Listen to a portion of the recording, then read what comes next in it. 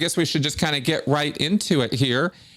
You have history with Grant Cardone. When did that history begin, and how? How did you get lured into what I'm already kind of putting out there is something kind of bad, right? So I don't have any questions about Grant Cardone's intentions or what he's up to, but tell us, what was your experience with him? Yeah, well, it's funny that, when we're talking about cults, Grant Cardone's name always comes up somehow. But yeah, to answer your question, thinking back on it now, I think it's probably 2019 or so is kind of when I got introduced to it. And I was just talking about this on one of my own, live streams just the other day I did, when I was reviewing the 10X rule book, which is one of his books. And that was my introduction to Grant Cardone, who he was, and his organization and his whole 10X movement thing. Right.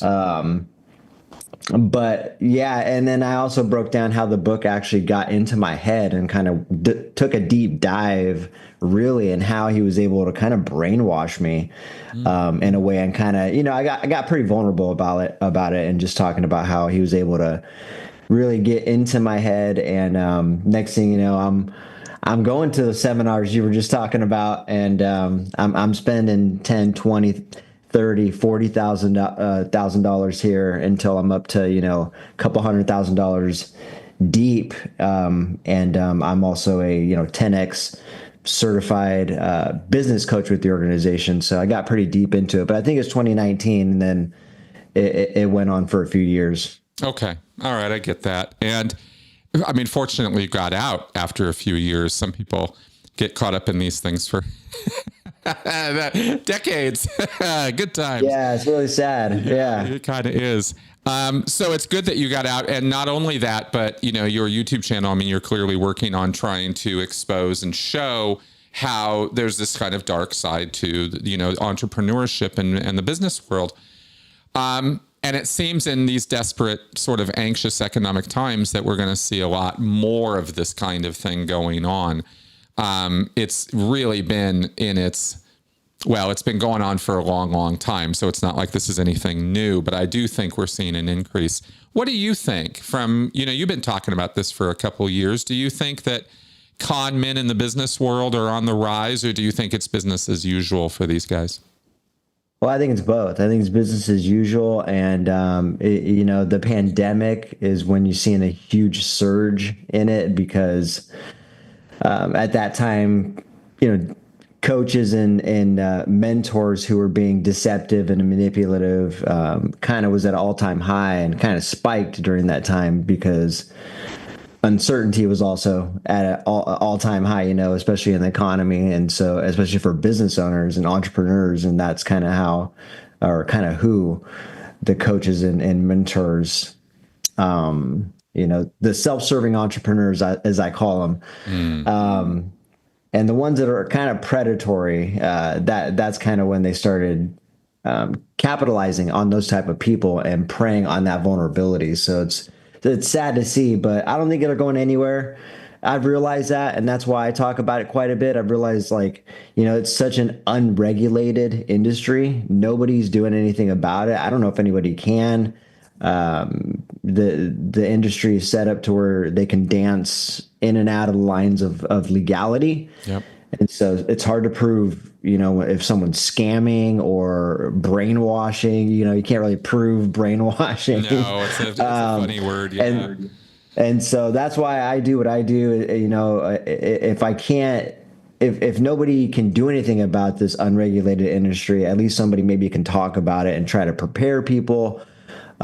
Encourage people to discern for themselves, pay attention to certain things, don't ignore red flags they may see. If you're going to be involved in these type of atmospheres, whether it's public speaking or networking or these type of seminars that we keep bringing up, I think that's the most we can at least, or the least we can do, rather, I should say.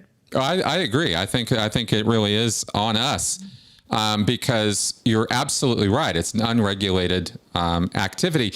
The laws, the exceptions have already been carved out for multi-level marketing schemes and for, these sort of fraudulent entrepreneurial selling. I'll just call it that because there's really air. There's nothing there. You can sell a service, you can sell a good, which is a tangible thing, or you can sell a service where you're going to go do something for somebody, like roof their house or move a refrigerator for them, or, renovate their basement. And this is a service. You're not buying things, you're buying the person's time. But with selling, you're really investing a lot of money in what? Well, and yet we find a great many people, and you're an example of this, who spend quite a bit of time and quite a bit of money pursuing or chasing this. And so I'm curious if you could help clarify what is it that is being chased and why, and what are the emotions driving this? I talk about emotional needs a lot. We don't have to go too deep into, I'm not trying to psychoanalyze you or a class of people. I'm just curious what thoughts occur to you while it's happening. Then there's the reflection after the fact of, oh boy, I really got caught up in stuff. But what did you get caught up in? So, yeah, and that's a great question, actually. And I think an honest answer to that for myself, I can say is that there are good sayings and there are good things that a lot of these cults, whether it's, I see you got the Scientology book, whether it's Scientology or Nexium or any of these, popular, or, there's a bunch of cults out there people don't know about too, there's a way they're able to get in your head with good sayings and like invest in yourself, right?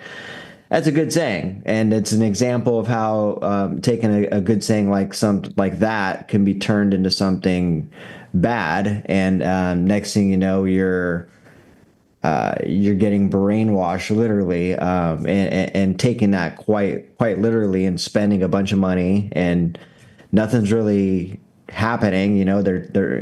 I guess if you spend a ton of money, something's going to happen. Nothing ever happens. And next thing you know, it's just that next level thing. Yeah. It'll all be resolved on the next level. Yeah, which is a whole nother conversation, which, like, pertaining to Scientology, that is, I mean, it's quite fascinating that, I didn't even know, I was with Grant Cardone's 10X organization for several years, and I didn't even know he was a Scientologist. Yeah. That's pretty wild. They don't, but then I heard as I left, I didn't know what Scientology even was. Yep. Started learning about it, and then obviously was kind of mind blown that organization that Grant has built is pretty much modeled and mimicked exactly like Scientology. And so it's almost like I was being turned into a Scientologist without even knowing it, which is a weird feeling. Yes. But I also realized there's a lot of other organizations in the self-help space that really do a lot of the same stuff, Yeah. But what is it? What was it that got you? Because there's a hook, right? There's something that hooks you, and you're like, hey, wait a minute. This is something I need. It goes from you're walking along or you're watching TV or you're doing whatever you're doing. You're going through life. You don't know anything about this thing. And then it enters into your life. And then suddenly I need this. Yeah. I need to pay for this. This is a lot of money and I need it. What was that for you? Yeah, I don't think I knew I needed it. You know what I mean? Mm-hmm. And it's so funny that you asked it like that, because I've talked about it and I explained this exact moment where I was listening to that book, The 10X Rule, and he's and Grant's saying things like, you're living below your potential. You could be, you're, I don't know, how does he put it? You're like you're a disgrace to your family, or kind of something put in that way, like if you're living below your potential, or you're mean, I don't know, makes you feel shamed for not doing a lot, not spending a lot, not saying yes to everything, not committing to everything.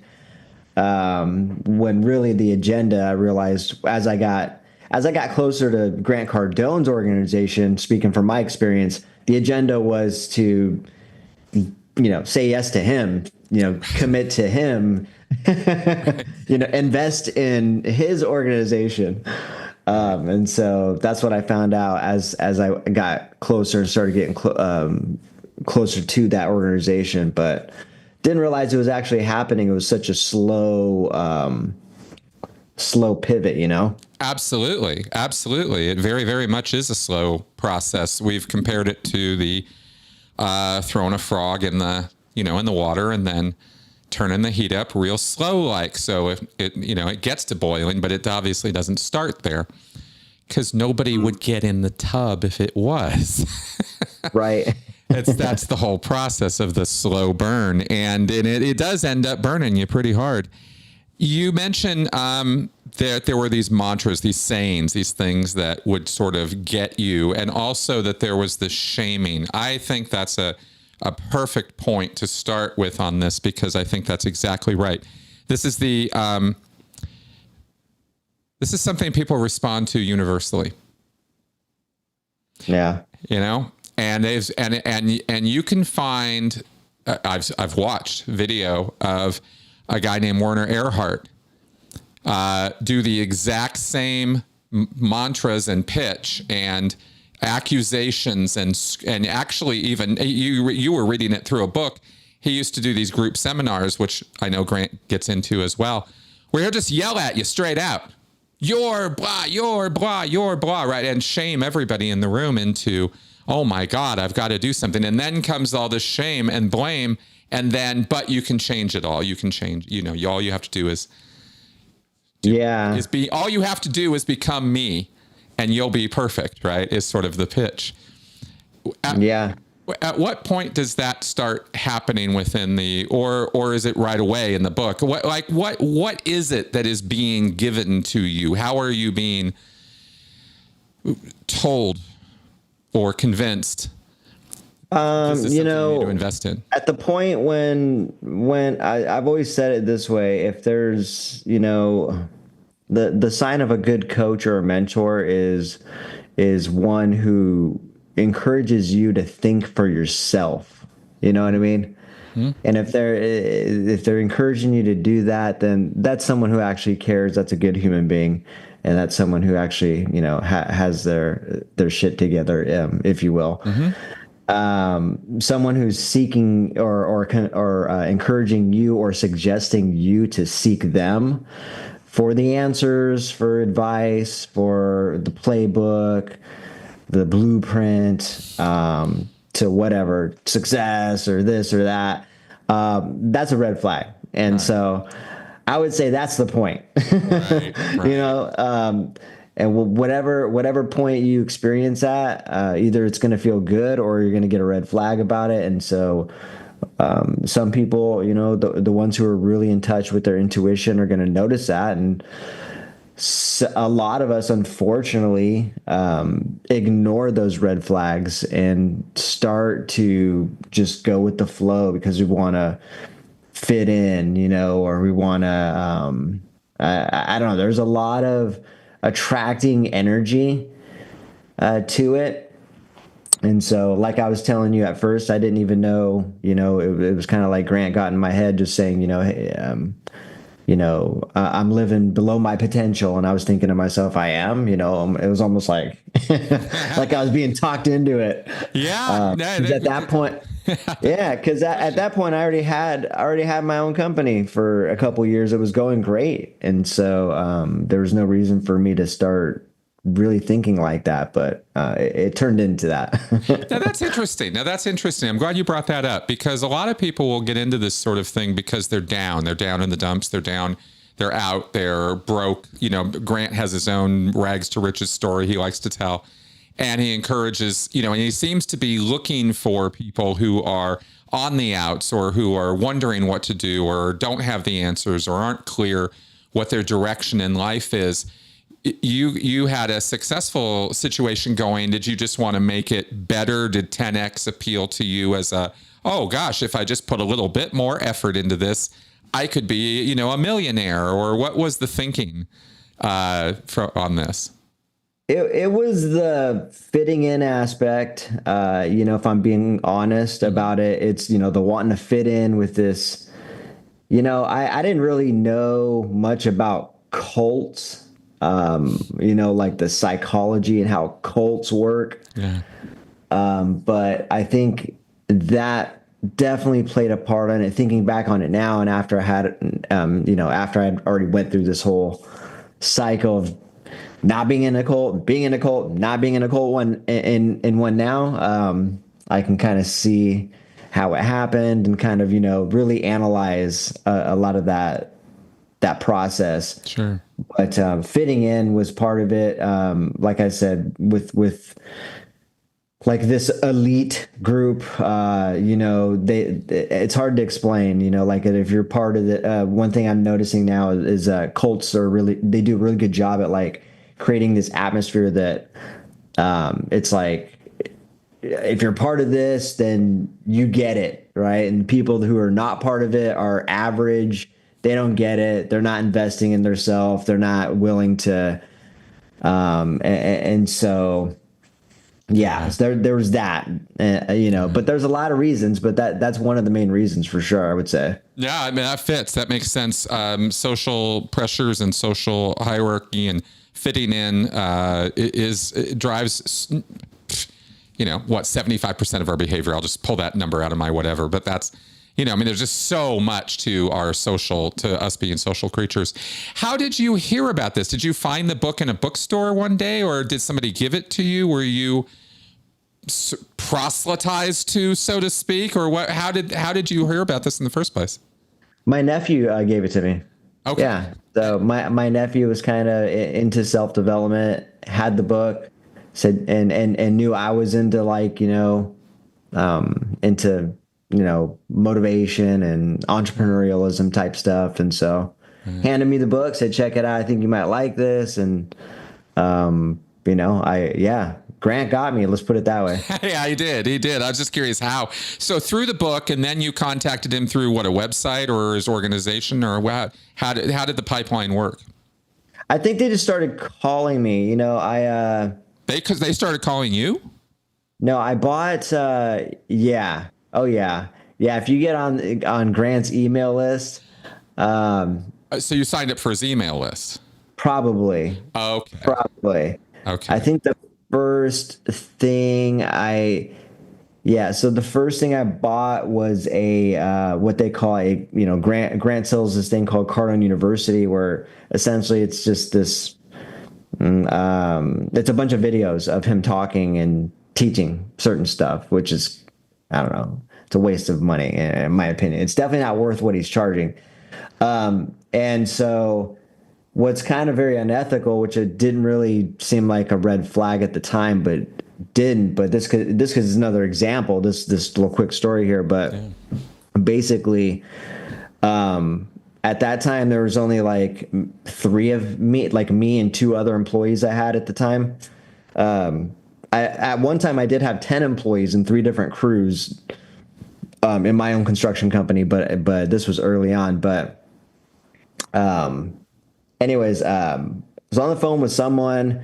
They talked me into buying 10 different Cardone University accounts. And I was telling them, I was like, well, I'm the only sales rep right now, so it wouldn't make sense for me to have 10. And they're like, well, do you want 10 sales reps in your company? And I'm thinking to myself, well, yeah, of course, but I don't have that right now. And somehow they were able to talk me into saying, well, you're never going to have 10 sales reps unless you actually have the 10 accounts first. Right. It's never going to happen because you're never going to believe it's going to happen. And so they're kind of using this whole manifestation thing against me. And like, that's another example of how I was telling you, like, some good is used for bad. Because like, I believe in manifestation, but that example right there is kind of like, that's just a dark way of using that as leverage and manipulation. Yeah. It is. Yeah, it is. But anyways, That's that's what happened, and that's an example of yeah. a good message being used for bad. Let's put it that way. Well, for sure. I used to sell Scientology. I that very familiar. And that was $18,000 for 3 years. Jesus, $18,000. That was my first. That was my first. That was my introductory sale. Oh, they must have loved you. That is interesting. And of course, it all sounds reasonable in the moment and all of that. And there's a lot of I mentioned the word emotion just because that's how there's a lot of manipulation of emotion that, that gets you to where you go, oh, okay, yes, of course I should, give you all this money. How does it go from you're signed up, you're buying access to a website, basically the Cardone University, to translating over to real world? When did you first connect with the group in the real world, and what did that look like? Yeah. So after that sale, the $18,000 package for a few years for the 10 accounts that I didn't need at the time. Now I'm training on Grant Cardone. So now I'm like really starting to get brainwashed by him, watching all these videos of Grant Cardone all the time talking. Just classic cult stuff, man, that I had no idea I was getting involved in, right? When I think about it now. Let me ask you this, actually, let me cut you off. I'm so sorry, but let me ask you real fast. From the book and from those videos, what did you do differently in your life or on your business? What was it you were being told to do that you then, I need to change this up. Here's what I'm going to do. Yeah, you know what? That's a good question. I honestly, when I say, I think the biggest thing is they're teaching how to, when it comes to selling and trying to like get people to do something, there's a lot of deception, manipulation, interrogation, harassment, shaming, bullying, stuff like that. That's being taught, and you don't even realize it. It's not so like in your face, you know what I mean? But that's what I was taught anyway. And I noticed that my sales in my own business, I would take what Grant was teaching me, because I was learning it from him virtually. I would apply it to my own sales process with my own customers in my own company that I created, and it's not that it did worse for me. I still would make sales, but the problem is these sales felt bad. I did not feel good about these sales because I was like forcing, I was manipulating, I was pressuring. This is not my way of doing sales, and so it just didn't feel good. And so I think that's I can't remember what your question was, but I think no, you just answered it. I was just curious how you changed in your day-to-day of approaching your job as a result of what Grant was telling you to do, which you just described. Yeah. And what's crazy is when I left, I had to deconstruct. So I went from, when I started my own company and not really chasing the money and just wanting to do a good job, give people a good experience, to now learning these deceptive tactics for a few years, and then leaving and then being like, holy shit, now I got to deconstruct everything and go back to that. So yeah, it's been a roller coaster, to be honest. I'll bet it is. I've been there myself. When did you, so let me fast forward then to something I'm curious about in this. When did you meet Grant? So I've only met Grant out of all the years I was a business coach. I've only met Grant twice, and it was very brief. Oh. He makes it seem like he's a god, you can't touch him. You're like, you got to pay like $10,000 for 5 minutes of his time or something stupid. I don't know. Wow. Like, or $100,000 for an hour, which is all bullshit. None of that's true. Wow. But That's a lot. yeah, so I was always the guy who was in the front of the room at the 10X headquarters in Aventura, which is where he's based out of. I always be sitting next to him quite a bit, but he's in and out, man. He does not linger very much. He doesn't talk to these Wow. people that have spent hundreds and thousands. Some people claim they've spent millions, Wow. with Grant and Cardone, between Cardone Capital and the business part of it and all this stuff.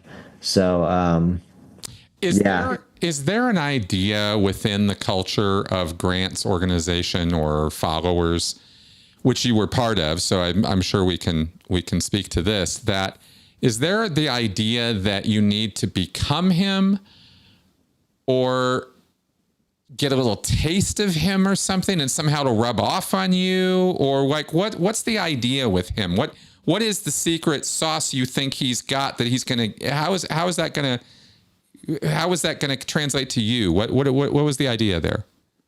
Well, yeah, it is. It is all that you just described. But it's not. Again, it's not in your face. It's not like everybody's out there promoting like, yeah, get near Grant, you'll be like Grant, or it's not like this, childish promotion that they're out here saying.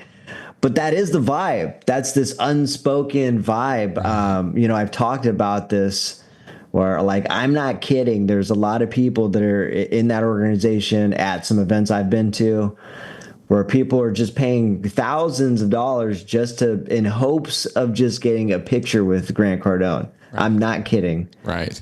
It's a sort of a guru sort of thing, relationship.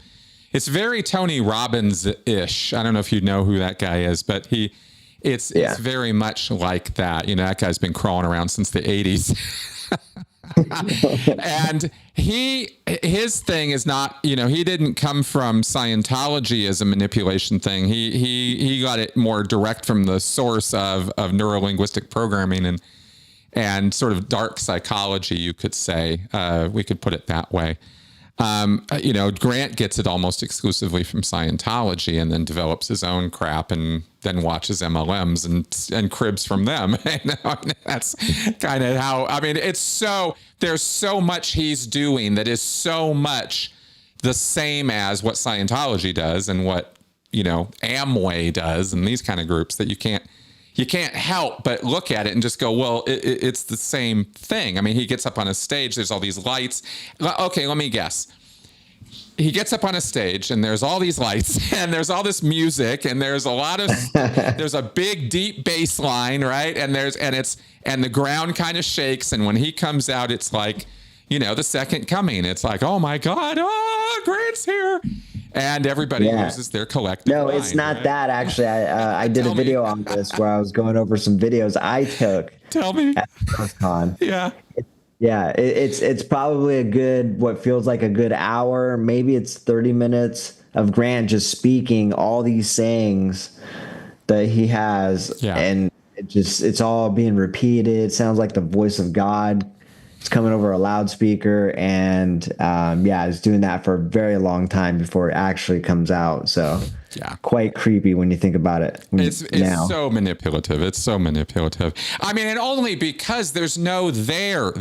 And this is what I tried to make this at the point at the beginning, but maybe you can help me with this because you of course experienced it, right? Is you come to this point of realization that that's all there is. There's sayings and mantras and feel good testimonials and you just got to work harder. And if it's not working, it's you. It's not the system, and it's not Grant. It's you. Yeah. When does that come crashing in for you, and what does that look like? Yeah. When does that come crashing?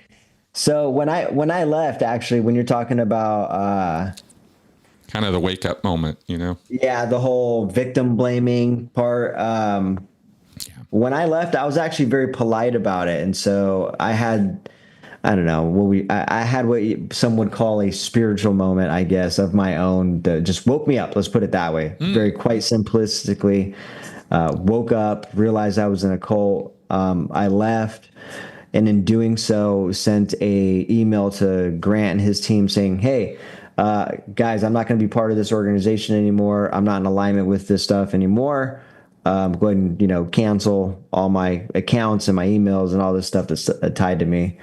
And then furthermore, I would like to have a conversation with Grant Cardone, just to kind of find out why he thought it was okay to teach me the things that he did and why he teaches the things he does or something like that. I don't know.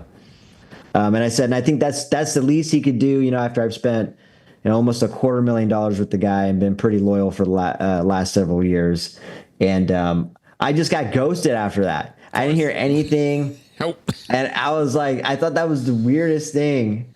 And I was like, even if they told me to piss off, or something like that, that would have been even just better than not hearing from him. But from a, supposedly or perceived professional company, and as someone who, like I said, who was pretty loyal and spent a lot of money with that organization, I feel like I deserve some kind of response, right? Yeah. Yeah, no.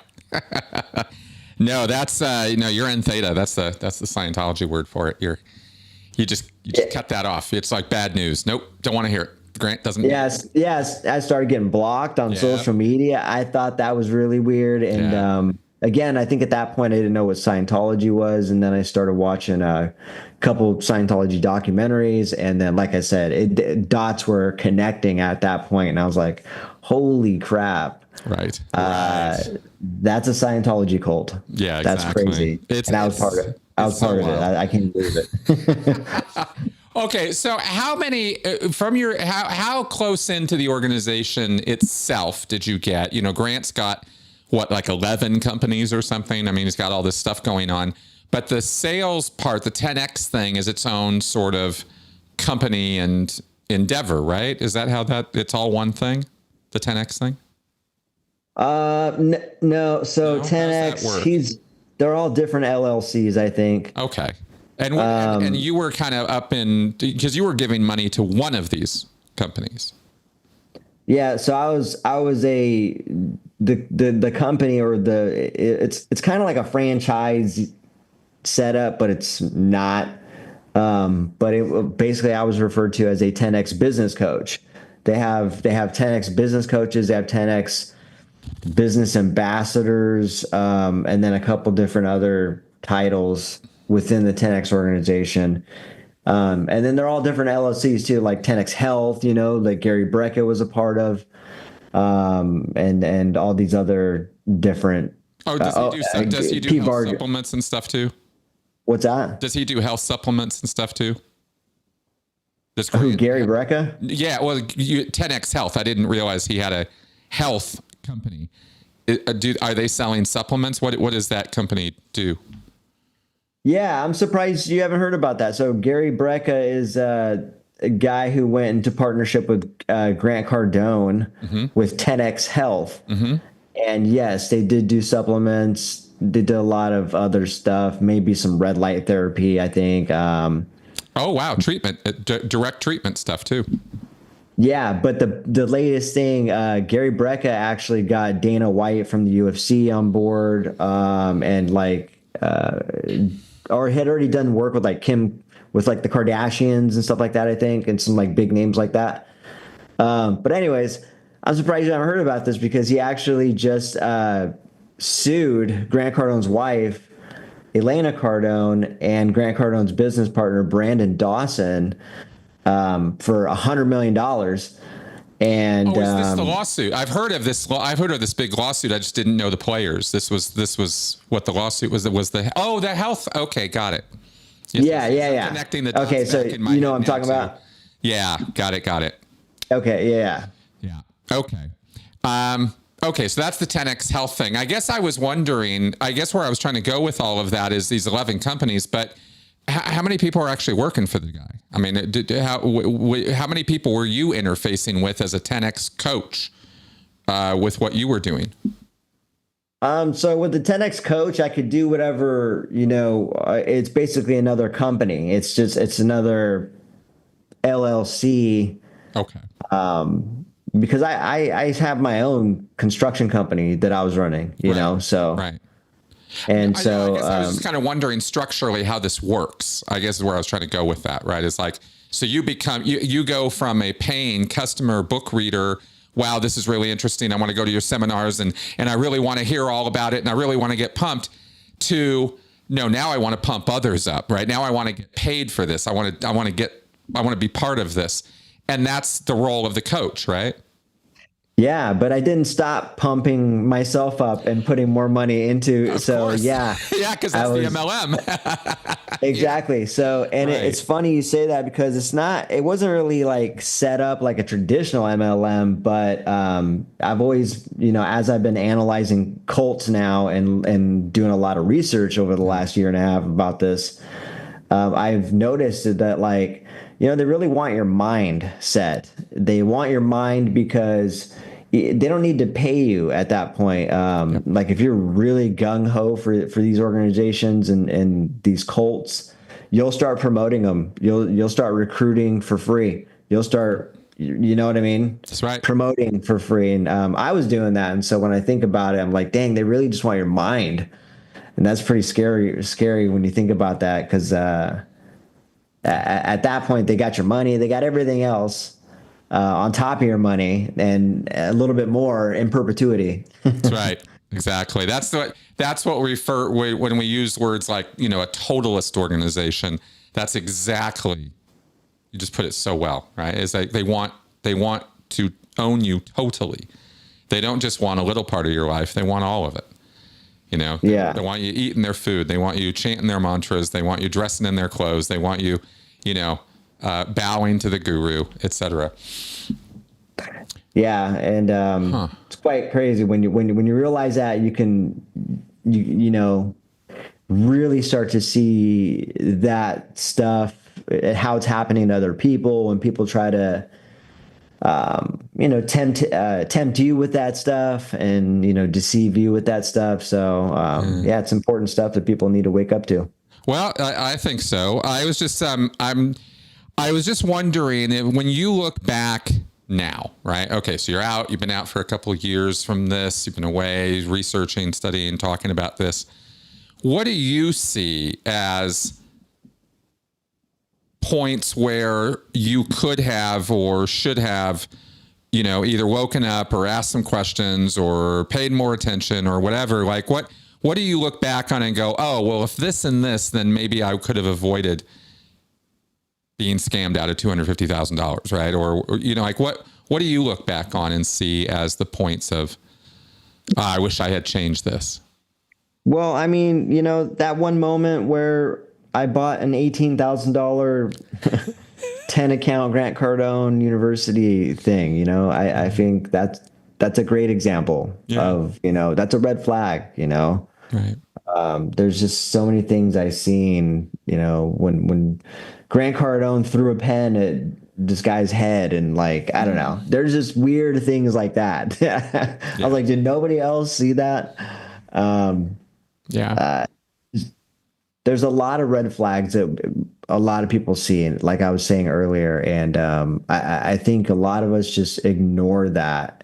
And if you're just, I don't know, the best way I can say it is like I said it before, is just like if you're, so in touch with your intuition, you're going to notice those red flags and it, you're not going to ignore it. You're going to say, wait, something's off with that. And so you're going to be a lot more likely to not do that and not lean into that, not do something that doesn't seem right because you just want to fit in or whatever, and so that's why I always just try to encourage people to just like, pay attention to your conscience to do what's right and pay attention to your intuition, because I think a lot of us are not we're kind of losing that. And then we miss those red flags in doing that, Absolutely. No, for sure we do.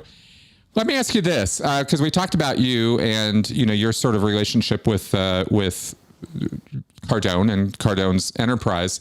During the course of time that you were involved in this, did this have any effect on your family or your relationship with your business partners or your friends or employees? Did anything change as a result of your influence with Cardone? Yeah, I mean, so I did a video talking about my daughter, and how I brought her to an event one time, and she had an experience with Grant, and she met Grant and Elena and his daughters and all that stuff. And then I think that same event, they launched 10X Kids and all that stuff, and they were looking for kids to be like ambassadors for 10X Kids and all that stuff. 10X Kids? He's doing a thing called 10X Kids?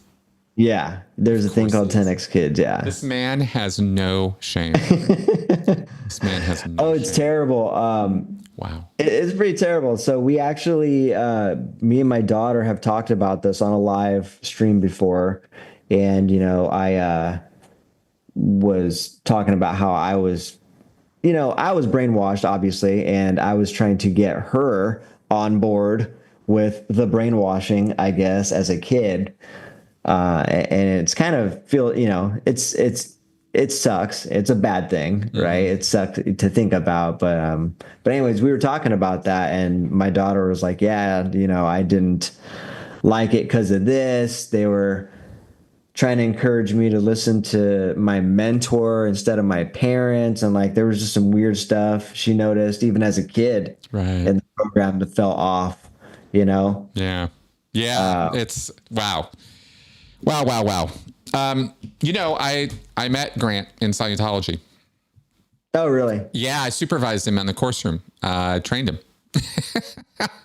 I mean, not on all the things he did in Scientology. There was one particular class, which is the step between going from the lower end of the Scientology bridge to clear to the OT levels, to when you get to the big confidential Xenu stuff. It's at that point that you have to do this class to train on how to use the meter and all this crap so you can do that upper level stuff. And every Scientologist who wants to go to the upper levels has to do this course. It's not optional. You can't get around it, skip it, get out of it, anything like that. You got to do it. So he had to do this, and it was very, very clear he didn't want to be there. He was, it's very interesting. This is the only thing I really have direct observation of that I can contribute to talks about Grant, but it's just interesting because he was so do it to me, just do it to me, just give me the superpowers, right? And he wasn't really super interested in when you have to actually roll up your sleeves and work for it, which is what this course, I believe that, was, right? It's interesting. It's just an interesting thing, but it was where he was somebody who was very, very similar in manner and even appearance to David Miscavige. His attitude was very similar. Well, that's scary. Go, go, go, go, go, go, go, go, go, go, go. Ah! Like every moment. He's definitely wow, you got to step back away from this guy. He's a little electric. And I think that people might be attracted to that, not knowing what they're looking at is actually a kind of, I'll just say it's not I'm not going to psychoanalyze the guy. I'll just say it's not good energy. Put it that way. Yeah. Well, we only talked about a couple reasons. It's really not a black and white situation as far as how, why are people attracted to people like that? He's a charismatic guy, charismatic type of guy, and just that alone is attractive to some people. But they, one of the things that got me was what I've noticed people are doing is let's call it fake vulnerability. That's kind of what I'm calling it. Is they got a way of getting you to drop your guard Whether it's telling you a heart-wrenching story or something like that, getting you to open up, but for the wrong reasons, for their agenda, Right. not really to open up to connect on a meaningful relationship type level. And so, when I heard Grant Cardone in that book early, that I've got introduced to him with, talking about his dad passed away, I connected with that because my dad wasn't around either. And so kind of connected with him, and he does that when in real life too, at speaking events, and has a good, he has a way of using his charisma to also get you to lower your guard. And then also, has trained all his minions there to come at you and sell you very aggressively at the right time and when to do it and how to do it. It's calculated pretty well. Yeah, exactly. And that's where he's been cribbing from, the likes of Tony Robbins and, these sort of, because there's the multi-level marketing scheme side of this. And then there's this other thing, which is adjacent to it, but different, very, very different, which is called large group awareness training, which is your landmark EST forum group trainings, these group things that you do where you don't do it one-on-one, you do it as a group, and there's a leader or something, and there's a whole series of things. Nexium got kind of mixed up in these what are called LGAT, these large group awareness training sort of things, and there's a whole slew of stuff that goes on in these things. Like they don't let you go to the bathroom was one thing that they would do. I think they do now, but back in the day, once it started, if you left, that you wouldn't get back in. Oh, really? Yeah, and it was completely arbitrary. There's absolutely no reason whatsoever that you can't just get up and go to the bathroom, except it's a control point. And the more control points you agree with and stay while it's happening and rolling out, the more they know they've got you. Right. It's a filtering out process too. And once people are there, there's the social pressures to stay, and you signed up and you paid money and all this crap. So you endure these petty, inconveniences and some things that aren't petty inconveniences, and they gradually build on it. And that's a way of that there's a million different things they do to you in these LGAT trainings, but they're not good. It's just very, very, very manipulative stuff. And again, that's where Grant is cribbing a lot of his stuff from, when you get these people who know, because it's all a very planned, it's like planned spontaneity. It appears organic. It appears that all this stuff is just happening, but every moment is actually very, very planned. And it just made me think of it when you said his minions and they're timed to come out. Yeah, they don't come out until they know you're at the point that Grant's gotten you to maximal susceptibility. Right. Yeah. I'm curious, from somebody who's lived through those things now, that I've kind of framed it that way. How do you see him doing what he does? You've mentioned mantras, you've mentioned emotional manipulation, where he creates this connection with you, which all good speakers do, but then it goes to this darker place with him, right? What other things do you see happening there that maybe people could, that's not good. Oh, that's not, I don't know. How do you look at your experiences with that? Like if you're talking about like what red flags to pay attention to, essentially, exactly.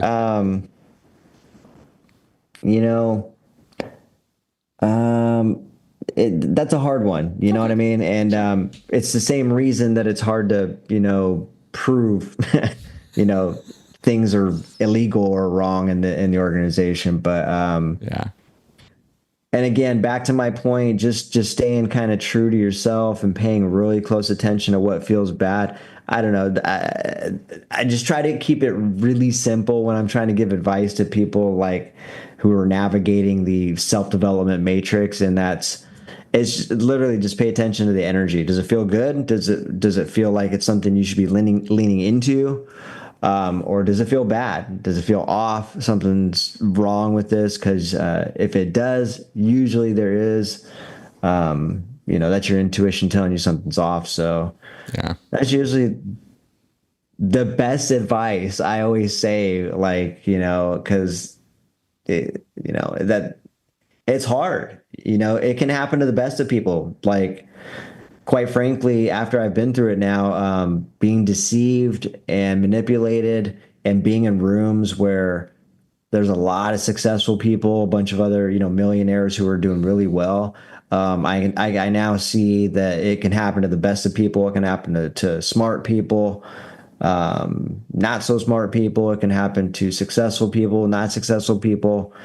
It really can happen to anybody. And so, when people make comments on different interviews and stuff like that I've done with people or on other people's podcasts, they're like, "Oh, well, you deserved it," or a sucker is born every minute, or whatever. All these sayings that people, I've heard them all.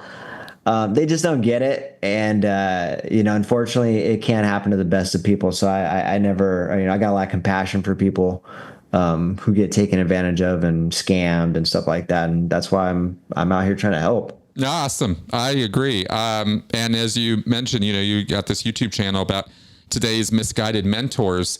And I'm curious, is this just about Grant, or do you talk about other business nonsense too, or what's this about? What are you working on?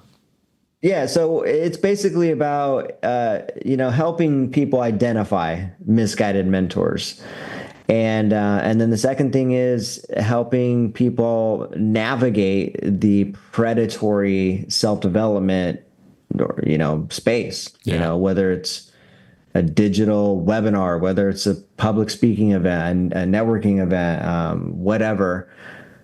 There's things that you can pay attention to.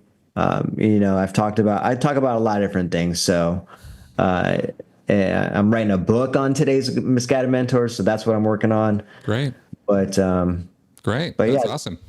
Yeah, it's out there, and like I said, in today's well, as we will say, troubling economic times, I imagine that there's going to be more of this, not less, right? In fact, I think that's a prediction that you could pretty much take to the bank. Is that as people become more desperate, they're looking for more and more solutions to their problems, and they look to more and more people like a Grant Cardone, who is happy to tell them things that sound really great, but don't ultimately. There's no there. What is it that you told me to do that I'm now going to 10x my life? Oh, right. Feel better. Think better. Okay, sure. Yeah, fun stuff. Okay, Ben, where exactly do people go to find you? A YouTube channel, and how else? So make sure you go to the YouTube channel. Today's Misguided Mentors is the channel name. And then my Instagram is probably the next best thing. Benjamin John MIC is the name of that channel. So probably two best ways to get a hold of me. Yeah. Excellent. All right, folks, well, check it out. And I hope for your success in the future moving forward with this. Folks out there, if you found this show entertaining, informative, educational in any way, consider supporting the channel, all that kind of stuff. Hit all the buttons, do all the likes, do all the shares. And